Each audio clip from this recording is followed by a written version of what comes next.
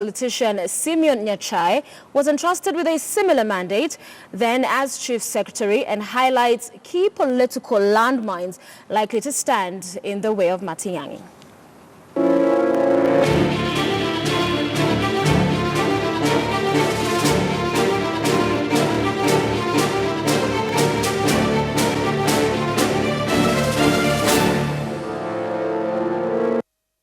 The economy was on a near free fall, and an intense paranoia still biting retired President Daniel Arap Moi, who had just survived an attempted military coup 2 years earlier, when one Jeremiah Kiereni retired as Chief Secretary, Head of Civil Service, and Secretary to the Cabinet in 1994.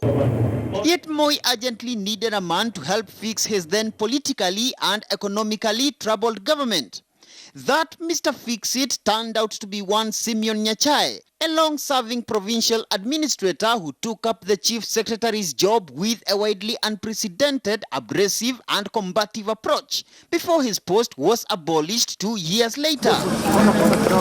Fast forward to 33 years later and Moi's political mentee, President Uhuru Kenyatta, now in his final and arguably most important term in office, it appears has also found need for a Mr. Fix-It. To rid our country of this nonsense the once and for all. The strict and defiant Interior Cabinet Secretary, Dr. Fred Matiang'i, who will now spearhead Kenyatta's legacy term by overseeing all the government's development projects. In terms of leaving a legacy, he needs to have a better handle, a better coordination of what the government is delivering.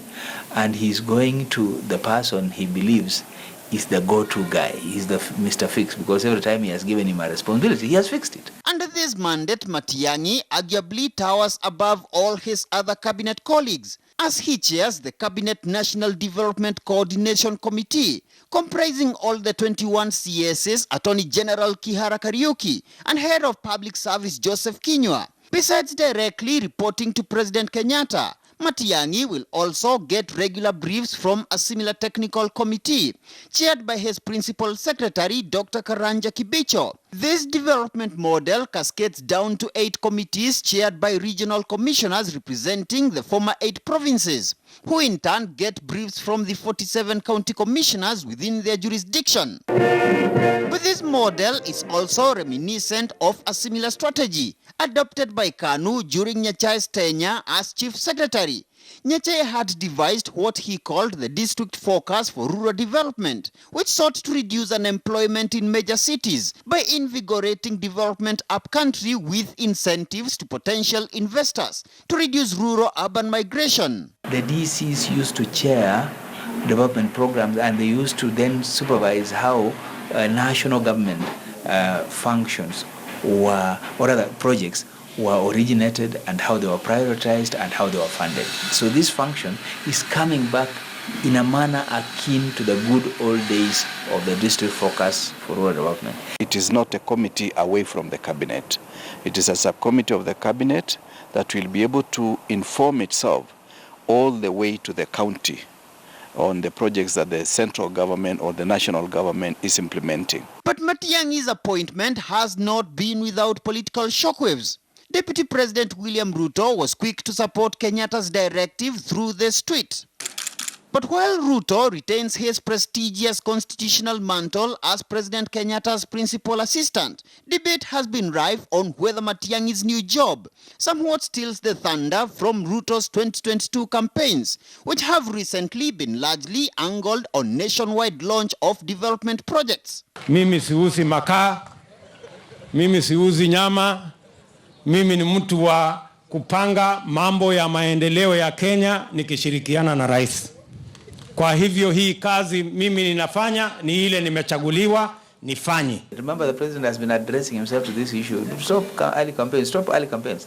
Now he's saying, okay, he's not saying do continue, but I'm giving business, day-to-day business to somebody who is available. But functions assigned to the deputy president by the Constitution cannot be taken away by the president. The deputy president cannot be forced to leave office. I don't think there is any conflict. It's like now telling us that if the president wanted to launch a project somewhere, he must take instructions from Matiangi. No. At the level of the DP, I think the DP is in that bracket of the presidency. Before the chief secretary post was abolished in 1996, Nyachae had been locked in a fierce supremacy battle with senior government officials, led by then assistant minister in the office of the president Martin Shikuku, who claimed Nyachae had established a second center of power, akin to that of a prime minister, and was technically usurping powers of the presidency.